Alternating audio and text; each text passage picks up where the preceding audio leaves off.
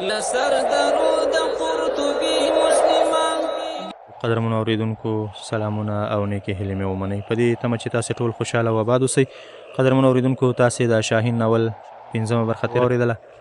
په تېره برخه کې تاسو واورېدل چې ابو داود د سرحدي شاهین بدر بن مغیره او بشیر بن حسن اعتماد تر ډېره ترلاسه کړی او هغوی په دې باوري شول چې دا یو دیني عالم دی او له قسطلۍ نه راتښتېدلی دی او اوس غواړي چې اسلام ته د خدمت په موخه غرناطۍ ته ولاړ شي.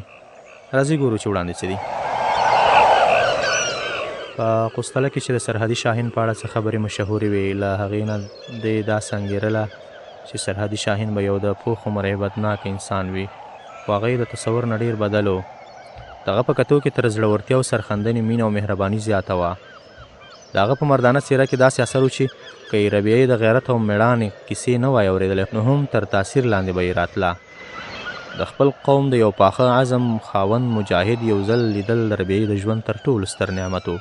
خو کله چې واورېدل چې هغه زلمی چې د دوی بې قابو ګاډۍ دروله او یا یې په بېهوشۍ کې تر دې کلاره رسولې وه، له سرحدي شاهین پرته بل څوک نه و، نو دې ته د لومړي ځل لپاره په دې پراخه کائناتو کې د خپل ځان اهمیت معلوم شو. تر کومه چې د ربیعې روغتیا شکمنه وه، هغه به هر سهار او ماښام پوښتنې ته ورتلو. بشیر بن حسن به د هغې د زخمونو د پټۍ لپاره د ورځې 2 ځله خامخا ورتلو. انجلا به د دغه ځوان طبیب د پښو د غږ په انتظار وه او په منډه به یې دروازه ورته خلاصه کړه، او کله به چې د هغه پام ربیعې ته ور واوښت نو دی به غوښتل په ډول ډول پلمو د هغه پام ځان ته ور واړوي. پوښتنه به یې کوله، خور به مې څه وخت د ګرځېدو را ګرځېدو شي؟ بشیر به په بې پروایۍ ځواب ورکړ، ډېر ژر. انجلا به ویل، پلارجان مې ویل چې ستا لاس په کوم مریض ولګېږي هغه ورغېږي، خو په هغه ورځ د ګاډۍ د چپه کېدو راسې تر اوسه زما غاښ درد کوي. بشیر ویل، دا ستا ګمان دی، غاښ دې روغ دی. انجلا ویل، نه زه پرون شپه له ډېرو خوږو ویده نه شوم. او میریا له بلې کوټې نه ویل، تاسو یې په غور وګورئ، هغه رښتیا هم ټوله شپه له درده ناکراره وه. بشیر به ویل، ډېره ښه ده، زه به یې وګورم. بشیر بن حسن به د ربیعې د ټپونو له تړلو وروسته انجلا ته وکتل. د غاښونو له کتلو وروسته به په سوچونو کې ډوب شو. بیا به یې له مور نه پوښتل، پخوا یې کله کله غاښونه خوږېدلي دي؟ میریا به ځواب ورکړ، نه. هغه به بیا په سوچونو کې ډوب شو او انجلا به مخ خپل لور ته واړاوه. بشیر بن حسن به ویل، ښایي د غاښ په ریښه کې څه خرابي وي، ظاهرا هېڅ نه ښکاري. خیر دی، زه یوه نوې دوا درکوم، هغه به په وریو پورې کوې. هغه به نوي دارو ورکړل او ترې ولاړ به. انجلا به د مور د بدګمانۍ لرې کولو په خاطر کړکۍ ته ودرېدله او بې له دې چې دوا په وریو ووهي ګوتې به یې په غاښونو راتېرې کړي او بیا به یې لاړې تو کړې. کله کله به یې په نوکانو وری زخمي کړي او له لاړو سره به یې وینې هم تو کړي. مور به ویل، لورې، هغه چې هر څومره ښه طبیب وي له مذهبي تعصب نه به پاک نه وي. انجلا به په بیړه ځواب ورکړ، نه مور جانې، زه د هغه په دوا ډېر آرام شوم. ربیعې به ملامته کړه، دا به بیرته جدي شو. ویل به یې، ربیعې خورې، ته بده مه منه، زه به بیا داسې نه کوم. زه داسې احساسوم چې ځان په خپله تېر باسم، خو ځینې حماقتونه هم ډېر په زړه پورې وي. کله چې هغه زما د غاښونو له معاینې نه وروسته په اندېښنو کې ډوب شي نو زړه مې غواړي چې په کړس کړس وخاندم او له ما سره هغه هم په خندا شي. ربیعه به پریشانه شو او به یې ویل، انجلا لیونی کېږه مه، د هغه دنیا ستا له دنیا نه بېله ده، هغه ډېر لوی سړی دی، ته یې باید د سترتوب خاطر وساتې. انجلا به په کړس کړس وخندل او به یې ویل، ربیعه تاسې پریشانه کېږي، زما په خبرو باور وکړه، دا یوازې ټوکه وه. یو ماښام ابو داود هم و. بشیر د ربیعې زخمونه تړل.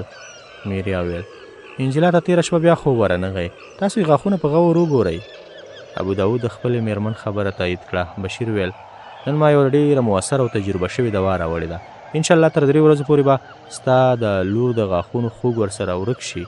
بشیر دا وویل او د بوتل نه یو غړوپ دوا په پیاله کې توی کړه. انجلا ته یې ونیوه، ویې ویل، دا وڅښه. انجلا په حیرانۍ ویل، د څښلو دوا؟ بشیر خپله خندا راقابو کړه. ویل، هو، د دې په څښلو د غاښونو درد بالکل لرې کېږي. انجلا په تذبذب دوا واخیستل او شونډو ته یې نږدې کړه، خو له څښلو سره یې بېرته لاړې تو کړې. ویې ویل، دا خو ډېره ترخه ده، نه یې څښم. بشیر ورجګ شو، په پټکۍ ورته وویل، دا به خامخا څښې. هغه د بشیر په پټکه ووېرېده. ویل، زما په دې کانګې راځي. بشیر ځواب ورکړ، بیا به نوره دوا درکم، له ما سره دا دوا ډېره ده. انجلا په هیلمنه لهجه ویل، زه یې وڅښم؟ ابو داود ویل، هو لورې، ویې څښه، په دې کې دې ګټه ده. انجلا بیا بشیر ته وکتل، ویې پوښتل، په دې کې خو به څه تاوان نه وي؟ ابو داود په غوسه شو. ویل، د بشیر بن حسن په دوا کې او تاوان؟ انجلا ته بالکل نادانه یې. انجلا له یوې شېبې ځنډ وروسته له زغم نه بهر ترخه دوا تر ستوني تېره کړه. بشیر په خندا وویل زه دا بوتل همدغلته پرېږدم که دې غاښ بیا په خوږ شو دومره دوا نوره هم وڅښه له غاښونو پرته دا معدې ته هم ښه ده ته به نن ډېره وږې شې د بشیر او ابوداود له تلو نه وروسته انجلا ربیعې ته یې وکتل او هغې ورته وخندل تر لږ شېبې خولې بوڅولو وروسته انجلا پخپله هم په خندا شوه او میریا پریشانه شوه ویل تاسو دواړه لیونۍ شوي یاست بله ورځ میریا خپل خاوند ته د بشیر بن حسن ستاینه کوله ویلې دا طبیب رښتیا هم ډېر لایق دی دغه کلا په یوه لوړه خټینه غونډۍ پرته وه دیوالونه یې د دوو سړیو د قد په اندازه اوچت و د دروازې له دیوال سره دوه پوړیزه کوټې وې په لاندني پوړ کې د سپاهیانو کوټې وې او په پاسني پوړ کې د افسرانو د اوسېدو لپاره کوټې جوړې شوې وې دې دیوال ته مخامخ بل دیوال ته د آسونو لپاره طبیلۍ وې دریم لوري ته جومات جوړ شوی او څلورم دیوال ته د پخوانۍ آبادۍ کنډوالې وې په پورتني پوړ کې په دوو غوره کوټو کې ابوداود او د هغه اولاد ته ځای ورکړل شوی و په هغه کوټه کې چې د ابوداود او د هغه د لوڼو او میرمن بسترې وې ډېره پراخه وه او کړکۍ بهر لوري ته وې دغه کوټې له دیواله نږدې 2 چنده لوړې وې او وړاندې ښکلې دره او هسکې ټیټې غونډۍ تر لرې پورې ښکارېدلې د درې په منځ کې د یوې ویالې اوبه له لرې ځلېدلې دې کوټې ته د تګ راتګ 2 دروازې د ابوداود کوټې ته وتلې وې او له هغې نه مخکې یوه اوږده برنډه وه چې مخه یې د کلا د انګړ لوري ته وه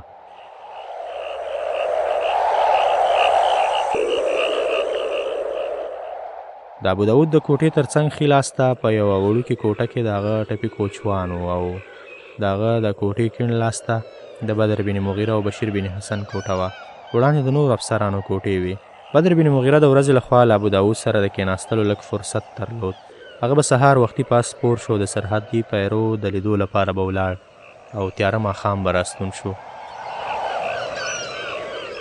کله کله خو به یې شپه هم بهر وه خو د هغه په غیاب کې به بشیر بن حسن د ابوداود کوربه و او د هغه خدمت به یې کاوه بشیر پر دې سربیره چې یو ډېر لوی طبیب او ډېر لوی عالم هم و هغه په تاریخ فلسفه او نورو علومو کې د ابوداود د پوهې تر تاثیر لاندې راغی د ورځې به هغه هم تر لرې لرې ځایونو د ناروغانو د لیدو لپاره تلو خو ماښام به بیرته راستون شو او له ویده کېدو نه وړاندې به یې له ابوداود سره په مختلفو موضوعاتو بحث کاوه هغه ډوډۍ هم له ابوداود سره د هغه په کوټه کې یو ځای خوړله بدر به هم چې له بهر نه راستون شو د فرصت شیبې به یې له ابوداود سره وې د شپې به بشیر او ابوداود تر ډېره وخته سره ګډېدل خو بدر له ډوډۍ وروسته په ډېرو خبرو عادت نه و هغه به معمولا له ډوډۍ خوړلو نه وروسته لږ ځنډ پاتې شو بیا به جګ شو او خپلې کوټې ته به ولاړ ربیعې انجلا او میریا ډوډۍ په خپله کوټه کې خوړله د ربیعې غوږونه به په بله کوټه کې له ابوداود سره خبرو اترو ته هغه وخت څک شول چې دی به د بدر غږ واورېد دا چې مخ په رغېدو شوه بدر اوس د دې کوټې ته نه راتلو خو کله چې له ابوداود سره به مخ کېده نو لومړۍ پوښتنه به یې دا وه چې ستا لور څنګه ده ربیعې به داسې احساسوله چې د هغه لومړۍ پاملرنه یوازې د خواخوږۍ او همدردۍ په وجه وه انجلا په هر چاپېریال کې په بې تکلفه کېدو او عادت کېدو روږدې وه کله به چې په بله کوټه کې له ابوداود سره یوازې بشیر نو دا به په څه پلمه او پوښتنه ورغله د ترخې دوا د څښلو نه وروسته یې د غاښ درد په قرار شوی و بیا یې هم له ځوان طبیب سره علاقه زیاته شوې وه د ابوداود کوچوان روغ شوی و یوه شپه چې هغه له بدر او بشیر بن حسن سره په کوټه کې ډوډۍ خوړه ویل زما کوچوان بیرته خپل وطن ته درومي د هغه بال او بچ په قسطله کې دی او ما له هغه سره وعده کړې چې زه غرناطې ته ورسېدم تا به بیرته خپل وطن ته راپرېږدم ده هم له خپل اولاد او کورنۍ سره هجرت کول غوښتل خو زما د بیړې له امله یې هغوی رانه وستلی شوای اوس به غرناطې ته زموږ په رسېدو کې ځنډ پېښ شي دی بېچاره خپلو اولادونو ته اندېښمن دی ځکه خو زه غواړم چې دی له همدغې ځایه رخصت کم آیا تاسو د سفر بندوبست کولی شئ بدر ویل زما سړی به دی تر سرحد واړوي خو دا ضروري ده چې دی باید زما د مصروفیتونو په باب چاته څه ونه وایي ابوداود ځواب ورکړ د کوم بل چا په باب خو خبره په یقین سره نشي کېدی خو د ده په باب زه وایم چې دی له ما سره له 20 کلونو راستې دی او ما په لسګونو ځله ازمویلی دی دی زما د ژوند له هر رازه خبر دی که د زما یو راز هم زما دښمنانو ته ویلی وای نو نن به زه ستا په مخ کې نه وم اوس هم ما خپله نیمه شتمني د دې په کور کې پرېښې ده او زما پر دې باور دی چې 20 کاله وروسته به هم زما امانت روغ رمټ لاسته راځي حقیقت دا دی چې زه تر خپلې عیسوۍ مېرمن او لور پر ده زیات اعتماد لرم هغه هم له ما سره څه ذاتي مینه نه لري یوازې پر دې را سره مینه ده چې ما د عیسویانو تر ټولو سخت دښمن ګڼي کله چې دی 14 کلنو پلار یې د قسطلې والي د بغاوت په تور غرغره کړ دغه زړه بوږنونکې ننداره په خپلو سترګو لیدلی تاسو په دې خبر نه یاست چې دی له تاسو سره څومره مینه لري پرون یې ما ته ویل چې زه به مې مېرمن او اولادونو په غرناطه کې تا ته پرېږدم او راځم به له سرحدي عقاب سره به په پوځ کې شامل شم بدر بن مغیره ویل زه خفه شوم چې له ده سره مې علاقه نه درلوده. په هر صورت دی چې کله وغواړي زما ملګري به یې پر سرحد واړوي. انجیلا او میریا په دروازه کې غوږ نیولی و او دا خبرې یې اورېدلې او دواړو په حیرانۍ یو بل ته کتل. بدر بن مغیره جګ شو او خپلې کوټې ته ولاړ. ابوداود او بشیر د پخوا په څېر تر ځنډه خبرې سره کولې. میریا په ناکرارۍ په خپله کوټه کې قدم واهه. هغې ته معلومه و چې په قوستله کې نه د کوچوان میرمن شته او نه زامن. هغه په دې اندېښنه کې و چې ابوداود په رښتیا هم د عیسوي حکومت مخالف نه وي. نیمه شپه د ربیعې سترګې پټې شوې خو میریا او انجیلا تر ډېره وخته پسپسک کاوه. میریا په وار وار د خپل خاوند د الفاظ تکرارول چې هغه تر خپلې عیسوي میرمن او لور په دې کوچوان زیات اعتماد لري. انجیلا مور ته تسلي ورکوله، ویل یې پلارجان دومره احمق نه دی چې پر دې هم پوه نشي چې موږ یې خبرې اورېدای شو. زما باور دی چې هغه د څه مصلحت په خاطر داسې ویل. میریا ویل لورې زه په یو مسلمان هېڅ اعتبار نه لرم. زه داسې احساسوم چې له ده سره مې وطن پرېښودل غلطي وه. اوس که غرناطې ته ولاړ شو هلته موږ په زور مسلمانوي څه کولی شو؟ انجیلا ویل مورې زه پوهېږم پلار مې له مذهب سره هېڅ مینه نه لري. کله چې ته له هغه نه د هغو خبرو پوښتنه وکړې پخپله به دې تسلي وشي. میریا ویل څو زما زړه نه تسلي نه شي خوب نه راځي. نن خو دا ډاکټر داسې دروند ناست دی چې د تلو نوم نه اخلي. ته لږه دروازه بېرته که پلار ته دې ووایه چې راشه. انجیلا ویل نه مورې لږ صبر وکړه هغه اوس ځي. کله چې بشیر ولاړ میریا دروازه وازه کړه. د شمال د توندې څپې په څېر کوټې ته ورننوته او په ابوداود یې پټکې پیل کړې. هو نو زه او لور مې د کوچوان نه هم ذلیله او بې اعتماده یو. ابوداود وویل لږ ورو خبرې کوه. بیا جګ شو او ژر یې بهرنۍ دروازه وتړله. ویل زه پوهېدم چې ته زما خبرې اورې او له واکه به ووځې خو د خدای لپاره لږ صبر وکړه. اوس زه ډاډه کوم که نه راځه زه ستا کوټې ته درسره ځم. دلته خبرې ښې نه دی که یې څوک واوري موږ ټولو ته تاوان دی. میریا ویل د خدای لپاره موږ قوستلې ته واستوه. که غرناطې ته ولاړ شو معلومه نه ده ته به له موږ سره څه سلوک کوې. له تا نه دا هم لرې نه ده چې هلته مو په کوم سوداګر وپلوري. ابوداود ژر راوړاندې شو، د هغې په خوله یې لاس کېښوده، په ډیکه ډیکه یې د هغې کوټې ته راوستله او په بیړه یې دروازه بنده کړه. وویل انجیلا ته دا کړکۍ ټولې بندې کړه، که چا زموږ غږ واورېد بیا مو خیر نشته. بیا یې میریا ته وکتل، وویل د خدای لپاره لږه شیبه چوپه شه، زه دې اوس ډاډه کوم که نه. دغې هنګامې ربیعه راویښه کړه او هغه پر خپله بستره پرته وه، سترګې یې پټې وې خو د دوی خبرې اورېدې.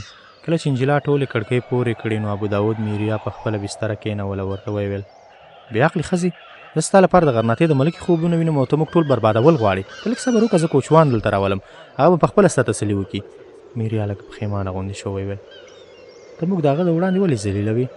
ابوداود ویل میریا په غور واوره، کوچوان زه د یو مهم کار لپاره استوم او د دې مهم د ترسره کېدو نه وروسته زه ښایي غرناطې ته له تګ نه هم ډډه وکړم.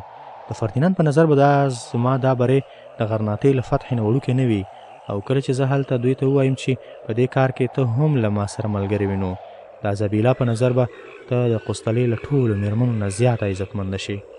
میریا لږ نرمه شو، ویل دلته د څه بري تمه لري؟ ابوداود ځواب ورکړ تا ته معلومه ده چې فردیناند سرحدي شاهین تر ابوالحسن زیات خطرناک ګڼي. میریا ویل نو ته هغه؟ ابوداود ویل هوکې، که د قوستلې واکمنو ته معلومه شي چې شاهین د خطرناک ځنګل او غره پر ځای پر دې معمولي کلا کې اوسېږي نو ډېر ژر به پر دوی حمله وکړي او کوچوان زه د همدې لپاره استوم، زه ستا د ډاډینې په خاطر هغه دلته راغواړم. میریا ویل نه، د هغه د تصدیق حاجت نشته، خو هغوی په موږ احسان کړی دی که نه؟ ابوداود ویل زما باور دی چې د وخت په راتلو به موږ هم له هغوی سره نیکي وکړو. کله چې دوی زموږ په څېر بې وسه او زموږ رحم ته پاتې شي زه به یې له فردیناند نه د ژوند بښنه وغواړم. د ربیعې زړه درزېدو خو د سترګو غړولو څه ویلو همت یې ونه کړ. انجیلا ویل پلارجان دوی زموږ ژوند ژغورلی، دوی له موږ سره په ډېر اخلاص سلوک کړی، که دوی زموږ ډېر بد دښمنان وای هم زموږ د ښه سلوک حقې وو. هغه طبیب چې د سرحدي شاهین ملګری دی او سهار او ماښام زموږ د خدمت لپاره راځي او پرښته ده، آیا ته د دوی نیکۍ هېرولی شي؟ ابوداود ځواب ورکړ د ده په باب تا ته ښایي دا معلومه نه وي چې فردیناند خپله نیمایي شتمني د ده د دوستۍ په خاطر دا وکولی شي. زما باور دی چې که د فردیناند سره هغه بندي وي نو په لاس کې به یې زنځیر طلایي وي او فردیناند به خپل لوی وزیر او یا مشر پاپ ته ووایي چې زما د عزتمن بندي لپاره کرسۍ پرېږده. هغه یو ځل د قوستلې د شهزاده ژوند بچ کړی دی، د قرطبې او اشبیلې والیان هغه خپل دوست بولي. دغه طبیب له دې اشرارو سره په هستوګنه هسې خپل وخت بربادوي. د ده لپاره غوره ځای دغه ویجاړ ځنګل نه بلکې د قوستلې شاهي ماڼۍ ده، او زه د نیکۍ په بدل کې که څه هم د ده رضا نه وي دی همغه دربار ته وررسوم، او زه په دې هم باور لرم چې دغه ډاکټر له ملک او پاچا نه د بدر بن مغیره بخښنه وغواړي، هغوی به د بدر پخوانۍ ټولې خطاګانې معاف کړي. د انجیلا ویره په خوښۍ بدله شوه. تر اوسه پورې د دې دا ګمان و چې له بشیر سره به یې خواخوږي او مینه له دې ځایه د روانېدو سره پای مومي، او دغه پیښه به دې ته د ماضي یو خوږ خوب غوندې وي. بشیر چې دې لومړی ځل ولید په زړه کې ډېر عجیب ټکانونه احساسول، خو له هغه سره په بلدېدو سربیره پر دې پوهېدله چې د دواړو ترمنځ یو مضبوط او دنګ دیوال ولاړ دی. په دې چاپېریال کې د دې د سرګردان نظر لپاره بشیر یو لنډمهاله تمځای و. د انجلا حالت هغه پردیس ته ورته و چې په بیابان کې د یوې ونې سیوري ته دمه شي او نظر یې پاس په هغه مرغۍ پریوځي چې له هر څه بې پروا ښکلې غاړې کوي او د هغه د ښکلو نغمو سره سره پردیس د دې تمه نشي کولی چې مرغه دې ورسره د سفر ملګری شي. خو د ابوداود خبرې په ذهن کې نه و سوچونو څوکې ووهلې. د دې د مخې په تیارو کې نوې ډیوې بلې شوې. نن یې د لومړي ځل لپاره دا سوچ کاوه چې له بشیر سره یې لیدل داسې پیښه نه وه چې دې ته هېڅ ونه لري. د څو شېبو لپاره دا له دې کوټې نه ووتل او ډېره لرې تله. بشیر بن حسن یې د قسطلۍ په دربار کې لیده. دې په خپل کور کې د هغه په وړاندې د عیسویت تبلیغ کاوه. بیا د قسطلۍ لوی پاپ هغه ته د نوي دین منلو مبارکي ورکړه. وروسته بیا دواړو په یوه کلیسا کې د ژوند د ګډ سفر د پیلولو لپاره د سپېڅلي مریم د بوت په وړاندې یو له بل سره لوزونه او سوګندونه اوچتول او د کلیسا پاپ پر دوی پاکې اوبه ورشیندلې. دغه خیالي خوښي انجلا ته د هوا د یوې څپې په څېر وه، بلکې یو طوفان چې دا یې له کوم ځایه کوم ځای ته وړې وه. خو د ربیعي حالت بیا بیل و. د هغې د خیال محلونه رانسکور شوي وو. هغې بدر بن مغیره د فردیناند په مخ کې لاس او پښې زولنې لیده. د هغې د امید غاټول مړاوی شوی و او د هیل اسمان نه یې روښانه ستوري یو یو لوېدل او ربیعه د مایوسیو تر بار لاندې ښخېدله، ساه یې بندېدله. دې فریاد کول غوښتل، کاشکې فریاد یې کولی شوای، کاشکې څه یې ویلی شوای، خو دې د سترګو غړولو جرأت هم نشو کولی. ابوداود ویل زه کوچوان راغواړم. میریا ویل زما پر تا اعتبار دی که نه، افسوس چې هسې مې پریشانه کړي. ابوداود ویل زه هغه ته یو څو خبرې کوم او د داسې خبرو لپاره دغه کوټه ډېره په امن کې ده. لږ ځان وروسته ابوداود له کوچوان سره یو ځای کوټې ته راغی او له دروازې تړلو وروسته یې ورو وویل ربیعي ربیعي چې غږ ونه کړ هغه وویل دا ښه ده چې ربیعه ویده ده. انجلا هغې ته څه ونه وایي، لږ چوپ شو. کوچوان ته یې مخ واړه او بیا یې وویل په یاد لره که ته د فردیناند شاهي کوچوان ځان جوړوي نو په ډېره هوښیارۍ به دا کار کوې. ستا لږ غفلت به ټول کار خراب کړي. ته نیغ د سرحد والي ته ورشه، هغه ته ووایه چې ما د احتیاط په خاطر تا ته لیک در نه کړ.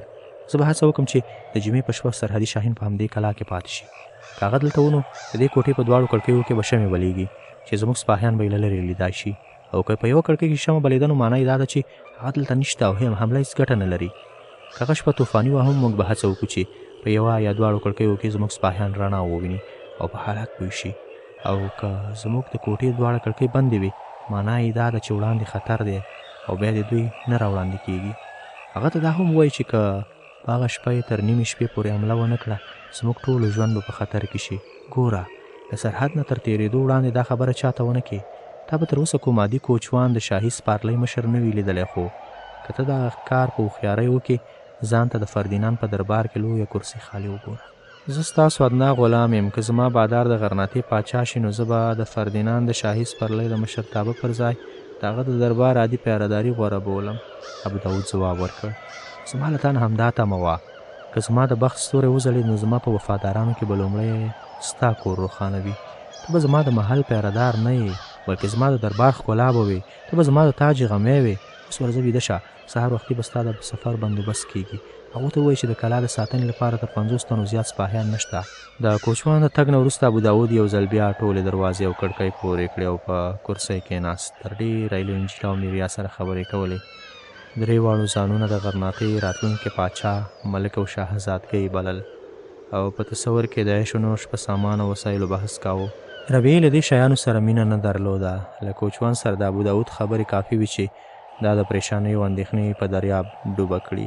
دا پوهېدلې وه چې د سرحدي عقاب لپاره یو قفس جوړ شوی دی. د هغه ژوند په خطر کې دی. هغې دغه قفس ماتول غوښتل او دغه خطر یې لرې کول غوښتل. د خپل پلار په بدنیتۍ او خیانت نن د لومړي ځل لپاره پوه شوه او اوس هغې په دنیا کې بلکل ځان یوازې محسوساوه. یوازې د سرحد دغه یاغي ځوان داسې څوک و چې له دې سره د ډېرې لږې پېژندګلو سره ورته نږدې و. څو ساعته وړاندې چې دا پوهېدله د سرحد دغه یاغي ځوان له خطر نه آزاد دی. دې به سوچ کاوه او یو نامعلومه ویره به احساس کړه، یوه داسې ویره چې یو سیلانی د یو خطرناک خو په زړه پورې غره په ګړنګونو کې محسوسوي. بدر بن مغیره هغې ته په یوه وخت کې یو زړه وړونکی بڼ یو ورغورځوونکی غر او د واورو یو لوی غونډۍ وه. د هغه نږدېتوب چې څومره ورته زړه وړونکی و هومره یې تصور ورته ویرونکی و. خو اوس یې چې د پلار ناول ارادې ورته څرګند شوې، بدر بن مغیره دې ته یوه داسې ونه وه چې په څانګو یې ځاله جوړه کړې وه. دغه ونه د حادثو له طوفان سره مخ شوې وه او دې غوښتل له پرېوتو یې وژغوري. دې په خپلو نازکو لاسونو کلکه ځمکه کیندله او د دې ونې په ریښو یې خاورې اړول غوښتل. ابو داود خپلې کوټې ته ولاړ او ربیعې څو وارې له یو اړخ اوښتو وروسته سترګې پټې کړې او ویده شوه. قدرمنو اورېدونکو، د شاهین ناول شپږمه برخه په همدې ځای پای ته رسېږي. بیا چې دغه خواږه داستان د یوې بلې برخې سره ستاسې درانه خدمت ته راځو، تاسو په لا یزال څښتن سپارم. د الله په امان.